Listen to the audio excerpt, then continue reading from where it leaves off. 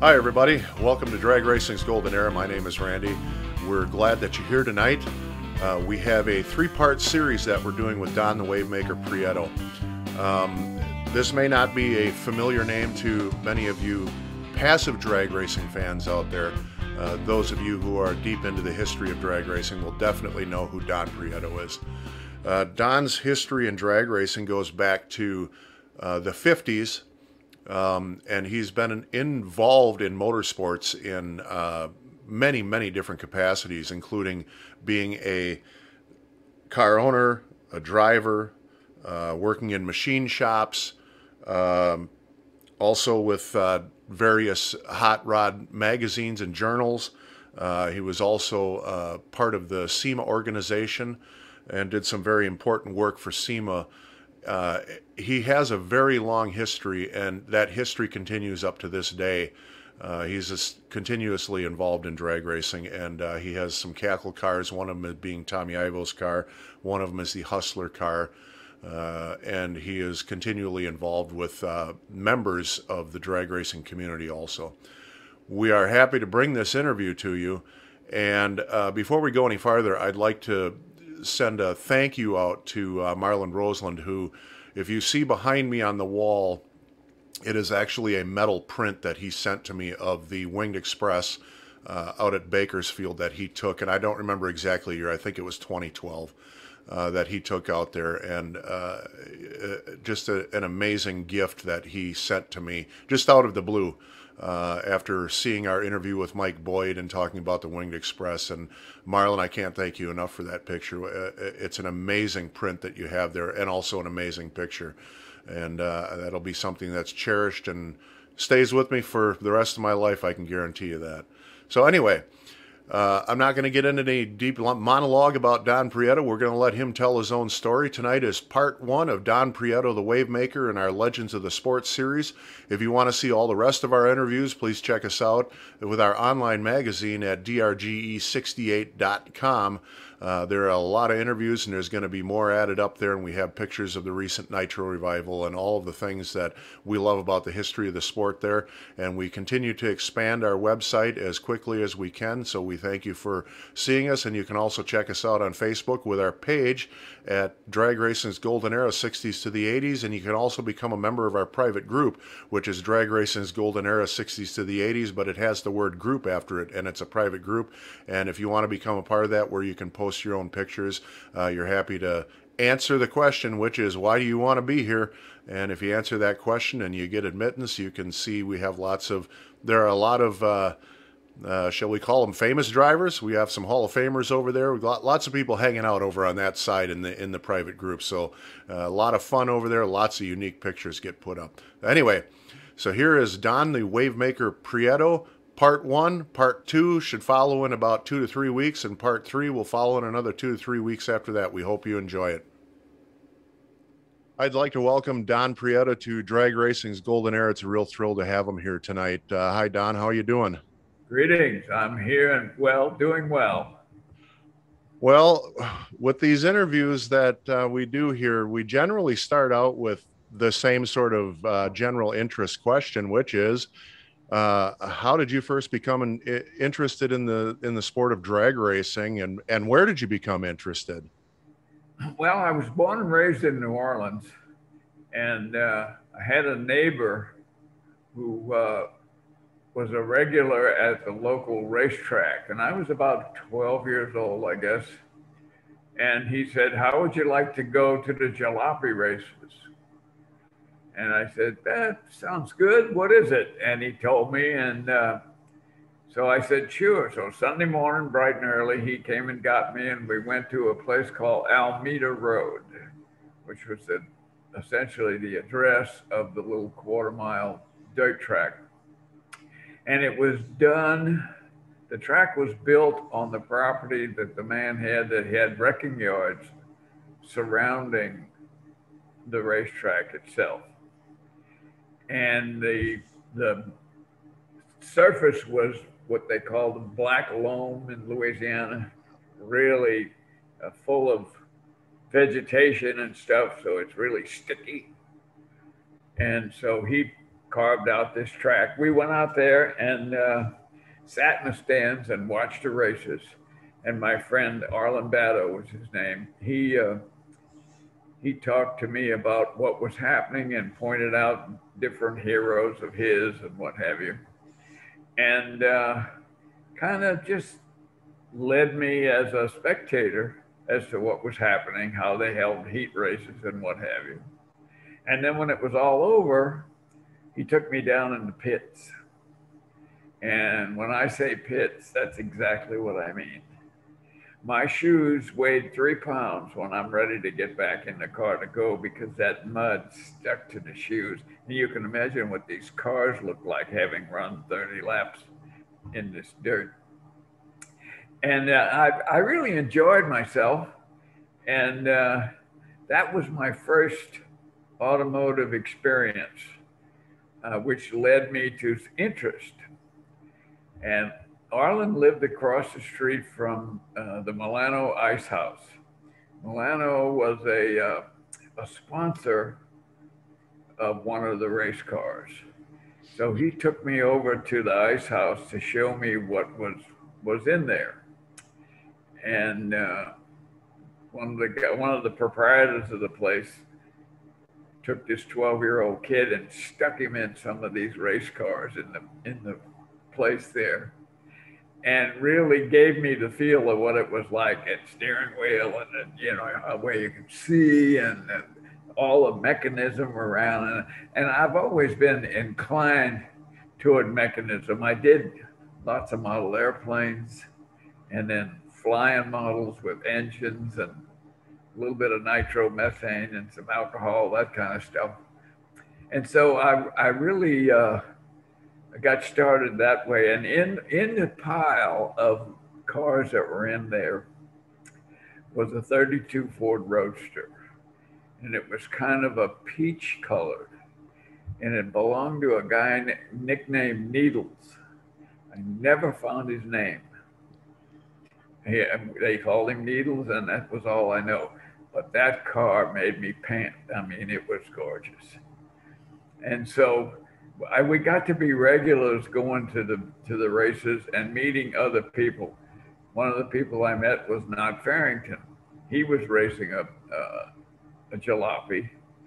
And Jake Howard, who owned Jake's Speed Shop, was also racing them. So now I'm putting some personality to these guys. And they invited me to come see their stuff.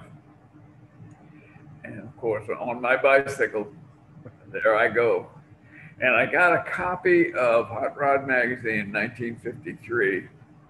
And I opened it, and there was a spread on Don Farrington's 39 Ford coupe with a hopped up flathead. And it said, the line was, fastest in the city. Now, whenever you hear superlatives like that, the fastest, anything, you got to see, right? So I rode over to his shop and I stopped on the sidewalk and put the kickstand down, and I'm standing there.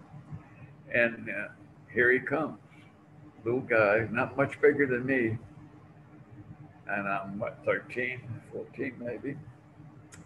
And I said, I come to see your car. I saw it in Hot Rod Magazine.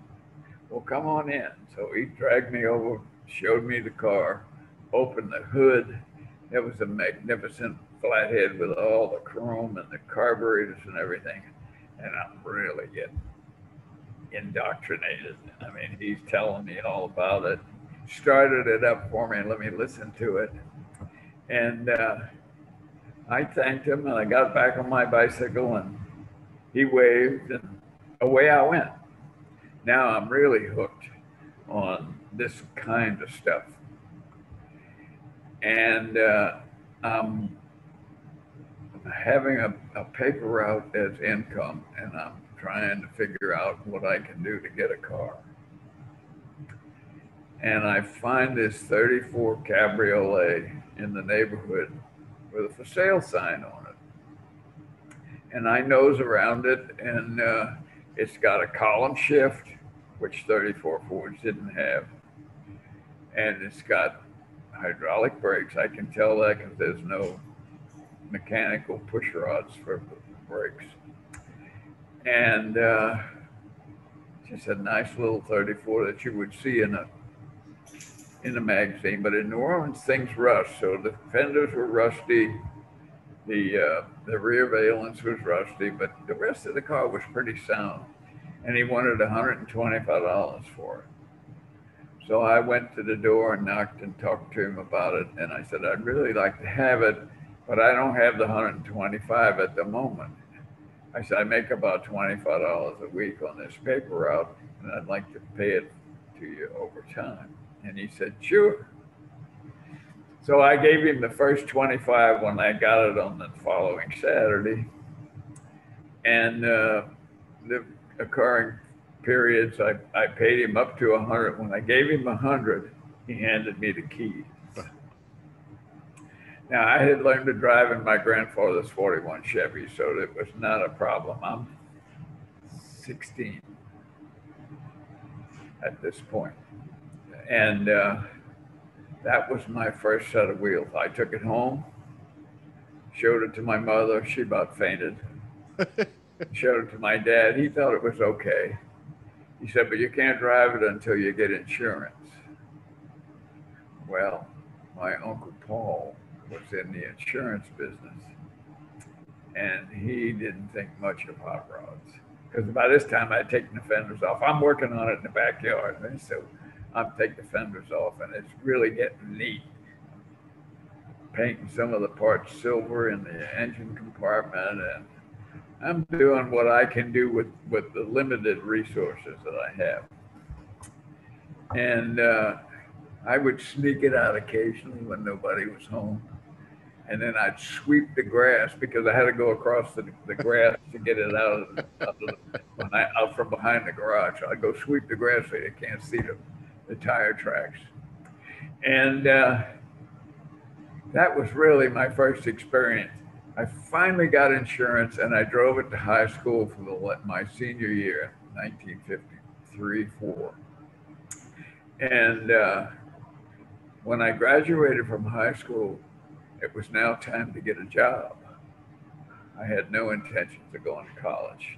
It just wasn't in the cards. We weren't well off, but we weren't poor. We had everything we needed. My dad worked the same job for 42 years, so we had. This is post-war era, and things were nice, but they weren't more than adequate. It was just enough. So I got a job at a wholesale medical supply house, McKesson and Robbins. And let me say this: I went to interview for the job in my hot rod, and they kind of looked at me like, okay, one of them grease balls, right? I don't know about this. So I interviewed, and they said they'd hire me, and just on the way they reacted to the car, I figured I better get something better. And it rains in New Orleans all the time, and no fenders. It's just terrible. So my friend Charlie Benda had a 39 coupe, and he wanted to trade.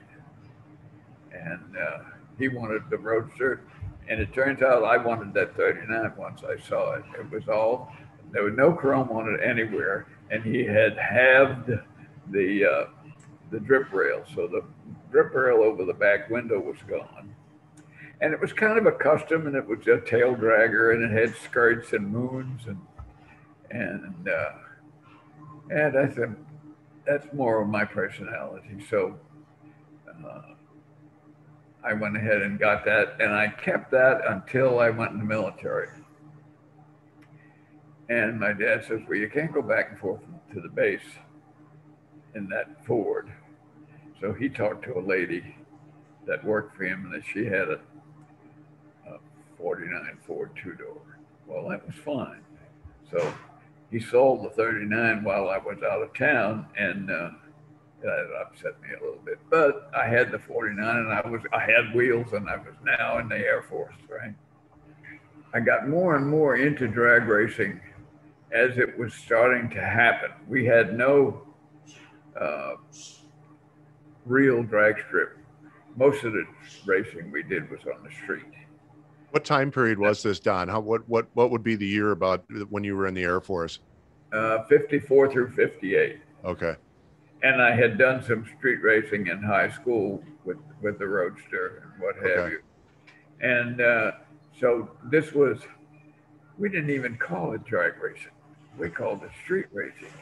And we also had a thing that we did out on Chantilly Boulevard, which was outside of town in New Orleans, called Going Topside.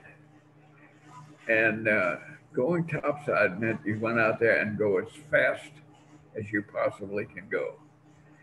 And Not Farrington was out there occasionally with his 39 Ford, and he was king stuff. I mean, he really ran good. And the street racing was street racing. I didn't get to the drag races until '56. When I was in the military, one of the guys had a '56 Ford, a '56 Chevy, and he wanted to go to the drag races in Karnak, Texas. We're stationed in Shreveport. And by this time, I had pedaled the Ford and got an Oldsmobile, a 49 Olds convertible. I was a hot dog, man. That thing was fast. And so we went to Karnak, and I found out just how slow a stock '56 Chevy was, because the guy blew me in the street. He had me driving for him. He was afraid to go fast. But we went, and that was my very first experience at a real drag strip. And it was a landing strip between houses, and the shut-off area was grass. So if you went much more than 70 miles an hour, you spent a long time slowing down. But it was a real drag strip, and we had a good time, and that was my indoctrination. Later, we hopped it up and went to Caddo Mills, and then there was a thing called a drag strip in Dallas called Yellow Belly Drag Strip, and you paid money to drive the course. You could race somebody, or you could just do time trials, and that sucker is still operating all these years. I probably started in 53, 54, something like that, and it's in the country between Dallas and Fort Worth, and it's just two strips of asphalt. And that's a new one by me. I don't think I've ever heard that name before. Yeah, Yellow Belly Drag Strip is what it was called. Wow. We ran across it by accident. We were over in Dallas. A friend of mine and I played pool, and we would go play for money in various towns. And we drove by a thing called Yellow Belly Drag Strip. I said, "Let's go see what that's all about."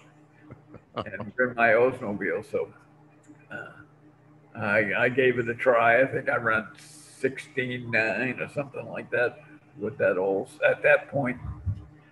And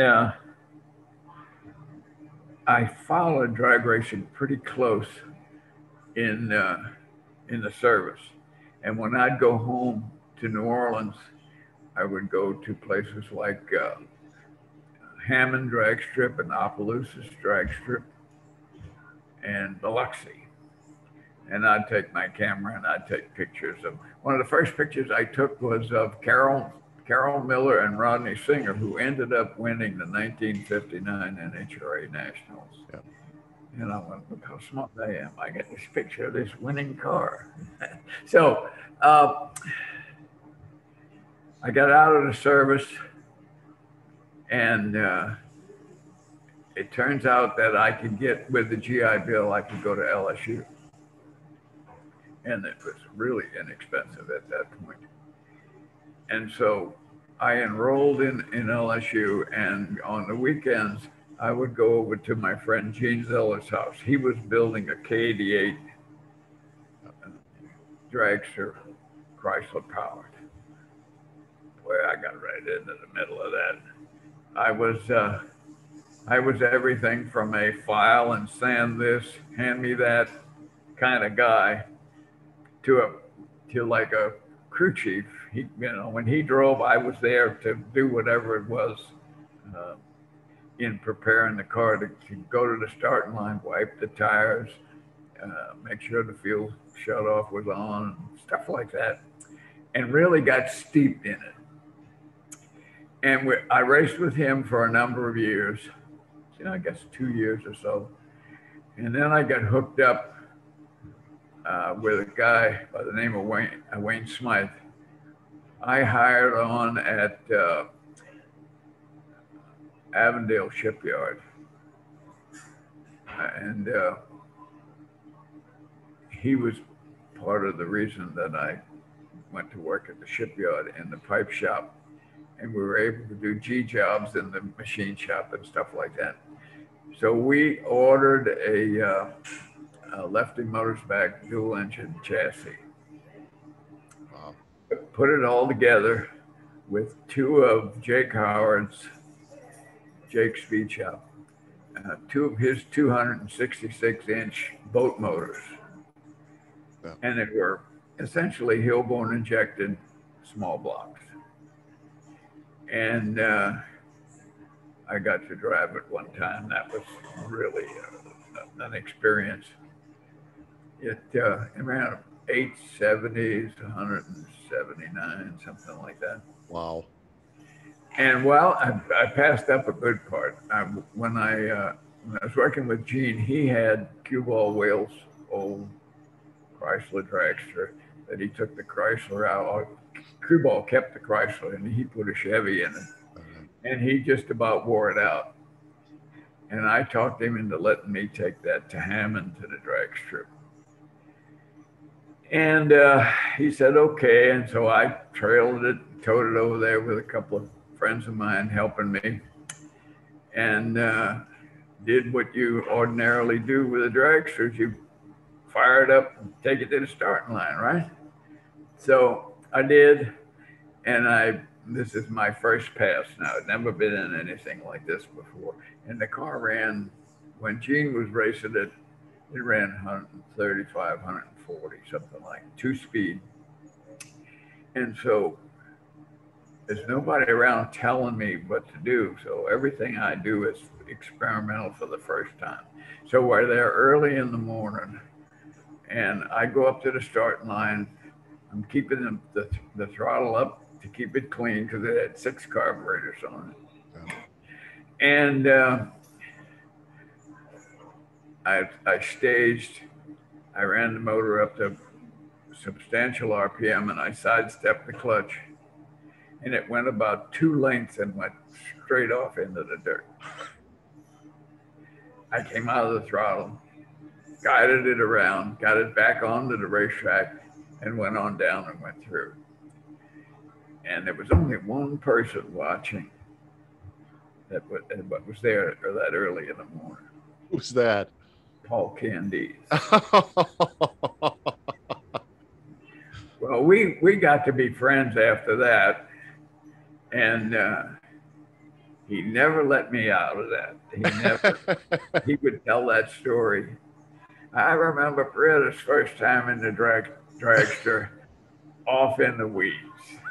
And so to jump forward with that story, I made friends with Jim Cavanaugh in California. And he was a wheel salesman. And he was at a SEMA show in Chicago. And he was sitting in the bar with John Halls and a bunch of other guys and Paul Candice. And so Cavanaugh tells Candice that he knows me because Paul's from New Orleans, I'm from New Orleans. He makes the connection, right? Paul said, let me tell you a story about Prieto. And so he says, yeah, he made his first pass in the dragster. He went off the course and just ruined my reputation. But the ironic part of that, Cavanaugh was driving the Howard Johansson sprint car stripped down for a dragster Huh. at the very first drag race held in Goleta, And, 1949. wow. And he managed to turn it over at that event. And so here he was, his first pass in what was a dragster, turned it over. I'm running off the course. A lot of irony in that picture. And this is at least 25 years later. I mean, it was. So to go back to the events that led me down the drag race path. I worked for Dar Engine Service, and I was in partners with a guy named Bunky Dar, who owned the machine shop, and Leonard Dobard, whose dad bought him the chassis. And Leonard drove, and Bunky and I built the motor and did what we did. A 421 Pontiac is what we tried to run. A miserable failure. But it was drag racing, and I was in the middle of it. You know, it's like I didn't know any better. I didn't know that this was just kind of a half-ass machinery. This was not a big deal, but I was having a good time, and I was drag racing, brother. So we decided to park that piece, and later I got involved with Wayne with the dual engine car. And during the time that I was working with Wayne, we would call Lefty Motors back on Monday night. And we would have conversations about, you know, who did what and racing this car and that car. And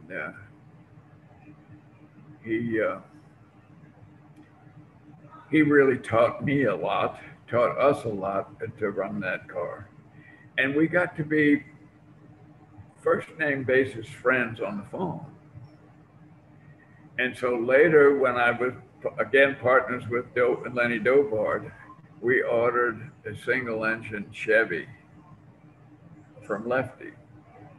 And it came, and now I'm involved with two people that have never met Lefty. They heard of him, but they don't know who he is. The car comes and it's got a kink in the frame. So Mr. Dobard says, what are we going to do about that? I said, well, we can have Boogie Scott fix it, or I'll call Lefty and see what he suggests. He says, we'll call her. So I got Lefty on the phone and I said, we've got the kink in this frame here. And what should we do about it? He says, well, how bad is it? I said, well, the tube is still straight. It's just got a kink in the pipe where it obviously hit something rather substantial. And he says, well, put it all together and bring it out to California and I'll fix it. And I looked at them and they said, sounds like a plan, but who's going to pay for the fuel? I said, well, I'll pay for the fuel because I really would like to go to California and see some of this goings on. I think it cost me $100 to drive back and forth to California. It was Lenny's car. He had a 409 Chevy and a Marina Monjour's motor. And we proceeded to drive to California. This is August of 1963. And we had done a lot of drag racing up to this point. I drove different cars, Model A's with Chevys in them and stuff like that. Did what I could to be active and be a participant, and then worked with the guys that I just mentioned. So we get to Lefty's place. He says, park it here, took the motor out, turned it upside down. He fixed it. We put it all back together.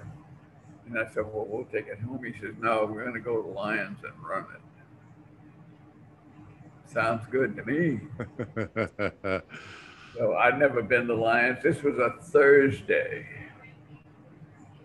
So we hung around his shop, and I met a lot of the people that came in and out. Jim Ward was one of the guys. Ernie Chavez had a Top Fuel car that Ward was working on. If you need to know who some of these names are, just say so. Oh, Anyway, I know who you're talking about. Jim Ward, we called him Snag eventually because he had his tooth sticking out like a snaggletooth. Like, Ollie of Kuko Fran and Ollie. And I met the big guy. I can't remember his name offhand, but he became the guy who founded the Adams Bulls that won the Nationals in Mississippi somewhere. Okay. And he talked to guys at the NHRA into buying that car. This is much later, of course. Yeah. Actually, in the last 25 years or so. And they restored. That was the first effort to restore an old car because Okay. this Nationals car. And Gibbs got involved. He was the technical director. The museum had just been started. I think they had 4 cars in the NHRA museum, but it wasn't even a museum at that point. Anyway, they got that car, and Radican put it all together, and just the way it was to begin with. And that guy was at Lefty's that night and made friends with me, and I was friends with him for 25 years. And it was the relationships that I created during this early period of being in California that lasted a lifetime. But to digress we took the car to the Lions for extra, and we qualified. First race, we raced Lefty with his unblown car. He did a giant wheel stand and broke the front end off, and we won. So we go back to the starting line the second round, and we win again. Now we're in the final because it was an 8-car show, and we're going to race Don Moody and Dale Zuchel's car. Wow. He'd been winning Lions 3-4 weeks in a row, and it was a killer car. Yeah. But this was Lions, and it was late in the evening, and it was getting pretty greasy.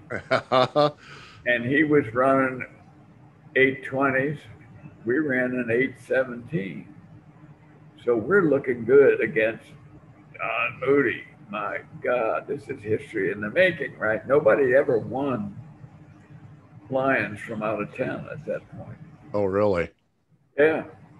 So we got up there and raced, and Lenny red lighted. And Zuchel won, but we had him covered, and I was just as tickled as I could be. And we collected the $25, and since I paid the fuel on the way out, they gave me the $25. That was my first experience. So we go back to New Orleans, and we go to Memphis, and we won $1,000 at the Memphis B Tennessee Bow Weevil for the last round. Wow. And things are looking good, except every other time we try to race in New Orleans, it rains. Yeah. So I called Lefty on Monday night, as was traditional. And he says, oh, I raced Fontana, did this, and I went to San Fernando, and we won, and this. And he says, what did you do? I says, well, it rained. And that went on for about 4 weeks. Wow. He says, why don't you move out here? It don't rain out here. Because I was really whining and complaining that I couldn't get past the rain. Plus, I didn't like the rain anyhow because it always interrupted in things automotive. And so I says, I'm going to give that some thought. So I went home, and the more I thought about it, the better it sounded. So I sold my interest in the car. I sold the go-karts I had. I got down to my 57 Chevy and my clothes and my tools. And I called Lefty. I said, I'll be out there the 1st of October. So I I told everybody where I was going. This is condensing that period from 53 to Yeah. 63 substantially. Yeah. But the point is, I'm now going to California and I'm going to drag race like I've been drag racing in New Orleans, but I'll be able to do it on every weekend. Yeah. So I get there on a Thursday. It was the 1st of October. I listened to the Dodgers win the World Series on my radio on the way out. So it was a really up event. Yep. So I go to Lefty's, and he puts me up Thursday night, and Friday we worked on his car, and Ward and Chavez were working on that Top Fuel car, so I got to participate in that. We went to Fontana, and Lefty was the kind of guy who would introduce you to anybody that walked by. Yeah. And he was kind of proud of the fact that it was him that caused me to come to California. And I guess he just liked me. And I certainly liked him. I thought the world of him. He was a drag race winner. He kicked ass with that dual engine car for many years. And so he introduced me a guy by the name of Kenny Drosbeck. Kenny Drosbeck was the general manager, office manager of Mickey Thompson Enterprises. So Lefty says to him, "You got any work down there?" Knowing full well that Mickey's shop's always looking for people that are interested in racing and what have you. He says, "Yeah, send them down." So we finished out the night racing, and when we got back to his house, I decided to go ahead down to Long Beach to be prepared to go interview with Drosbeck. On the way down, it occurred to me that my friend Olaf Lee from high school is now married and living in Long Beach. So I called him, and he was just glad to hear from me. Invited me over and put me up. I went to the interview on Monday. I started working as a machinist at Mickey Thompson's on Tuesday. Wow. Working for Cliff Haverson, who was partners with Bob Brooks and Dickie Rhea, and Gene Mooneyham. Gene Mooneyham was doing the Hemi Pontiac project when I got there, making the cylinder heads, because he had experience with Sharp doing the heads for Chrysler's, and so Mickey convinced him to come to work there and finish up that project. This is long before he went into the blower business. Yeah. And so he was kind of just a machine shop guy. He knew what he was doing around machinery. And they assigned me to do the rocker arms. They gave me blank rocker arms, showed me the fixtures, showed me the machine, and that was my job, was to make those rocker arms. I made rocker arms, intake and exhaust rockers out of aluminum for that Pontiac. Wow. I made aluminum Chevy rocker arms in the interim, in between. Yeah. The Pontiac was important, but Chevy was something to sell. So these were roller rocker arms with a hard button and a hard insert, and they were state of the art at that point. And there I was, fresh from New Orleans, making parts for the hot rod industry. Let me backstep one time. My experience in hot rod parts and stuff was first generated by going to Jake's Speed Shop and hanging around there, and then eventually working during the summer, answering the phone and sweeping the floor.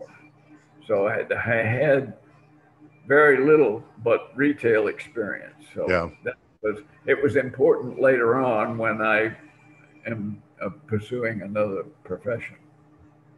So I worked at Mickey's with guys like Bob Brooks and Wayne Ferguson and Bill Marcel, who was Bill Rozakowski at the time, rebranded Junior Fuel. I mean, everybody at Mickey's raced. Yeah. even the guys that were not real drag racers, they had cars that they worked on, and it was an automotive atmosphere. And of course, Mickey had all these people coming through there all the time. I met Jimmy Clark and a couple of other Formula One guys that he had dragged through the shop just to show him what he was doing, because we were making all kinds of stuff. Yeah. It was guys making blower pulleys and guys making blower setups and intake manifolds And you guys were machining all this stuff from scratch metal, right? oh yeah, yeah. Well, scratch metal stuff that had been cast, Yeah. but you have to finish machine. Okay. So, Okay. Bill Marcel was in charge of modern tube MT headers that Yeah. that Mickey was making, and Raider Wheels was connected to Mickey. We made valve covers. We made oh God, the catalog was an inch thick. Yeah. Of stuff that he was selling, and I got sideways with somebody there, and they eventually ran me off, and I went to work for Joe Hunt, Okay. making magnetos, and it was during the era when they were the scintilla was running out of steam. It was still the mag of choice, but they were looking for more. And Cirillo was making a separate coil magneto, meaning that the magneto's here and the coil to make the power is separate. Okay. And then he eventually made the Frankenstein, which was the state of the art. It became the best magneto you could buy until 50 years later, they made these 40 watt mag, whatever the modern mags are. Yeah, you can weld with them. They're so powerful. Yeah, and if you're within 50 feet of them running, they'll stop your watch. I worked for Hunt for a while and raced with Don Madden. Oh, I skipped that part. I got there on the 1st of October. Mid-November, I bought into the Sandoval Madden car. Okay. Because they were having a car built by Bob Sorrell. And Madden and I were powered cams and stuff like that. So I bought the frame from them. I bought the whole race car from them. Yeah. And Martin Madden agreed to be partners with me. And as it turns out, the car wasn't ready for several months. And so the first race that I was a partner in was the very first UDRA meet. And Gary Gavlich was driving the car. So it's Sandoval brothers, Frank and Tony, Don Med, and me, and Gavlich is the driver. Okay.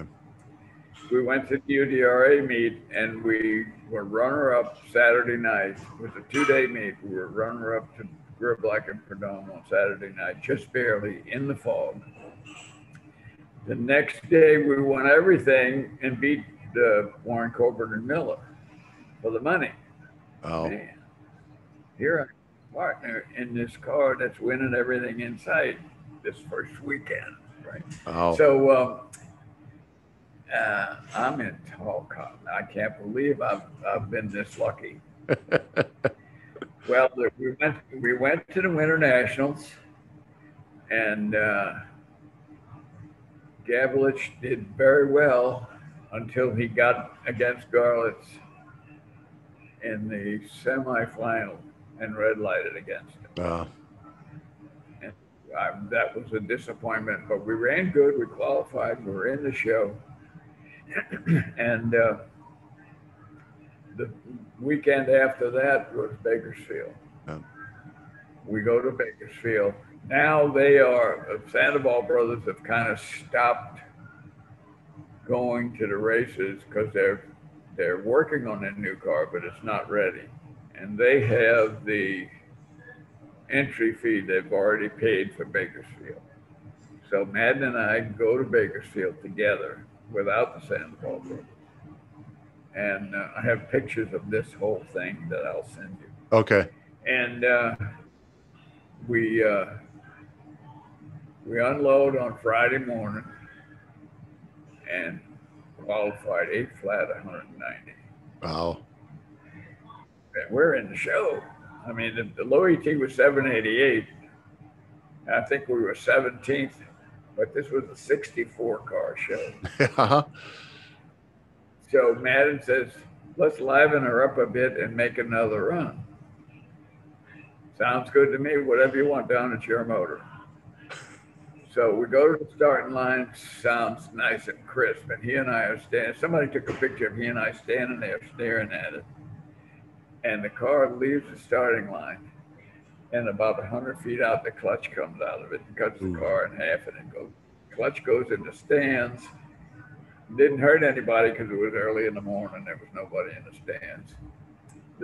One of the discs goes up under Frank Cannon's truck. The other disc goes sliding up under Zuchel's 59 El Camino. And I catch a little grief about that, even though there wasn't anything hurt. Yeah. They gave me a tip about it later on. And so I get down to Gavlich, and I'm helping him out of the car. And he has been hit on the ankles by the U-joint, the snout of the U-joint, which was about 6 inches long. So he's been thumped pretty good, but it didn't break any skin. It just pounded him. And so I laid him out on the ground. He couldn't stand up. And I says, "You okay?" He says, "Yeah." He says, "That sucker really launched. Can we fix it?" I'm used to things going fairly smooth. I'm not prepared to prepare something like that on a racetrack. So I says, "No, we're going to take it home." I learned later that Howard was really pissed because he would have fixed it, and Howard could fix anything. Yeah. Howard Johansson. And he was upset that we went home. Anyway, now I got a race car that's cut in half, and I'm feeling pretty low. And I had been going back and forth in between ventures over to Woody Gilmore, who was just starting up race car engineering. He had the Sandoval car was a Woody car, but it was a kit. And Frank and Tony put together the car in the garage. And Woody looked at this car that's been cut in half, and he says, "Bring it around here tonight. I don't want anybody to see it."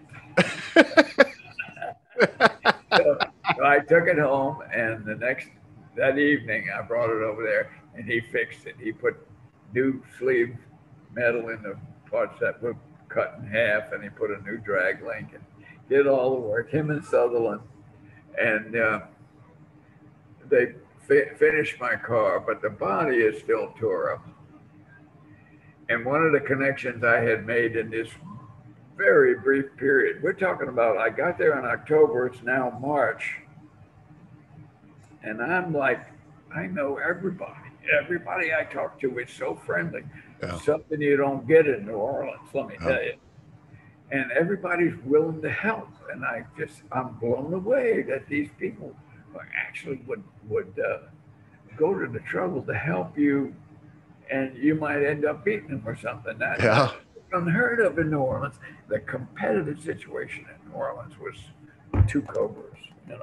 People look at it one another. Well, and that's what makes Southern California drag racing such a great deal. I mean, even though it was competitive and everybody wanted to beat each other, I mean, even to this day, you guys have a hell of a fraternity out there of people who are still together like you're back in 1968. It's a great thing. 50, 60 years we've been doing this. And on Saturday night, I have a party at my place, and guys that I've known all that time come, and we drink beer and order something to take out or what have you, and sit there. Or Don Long will cook.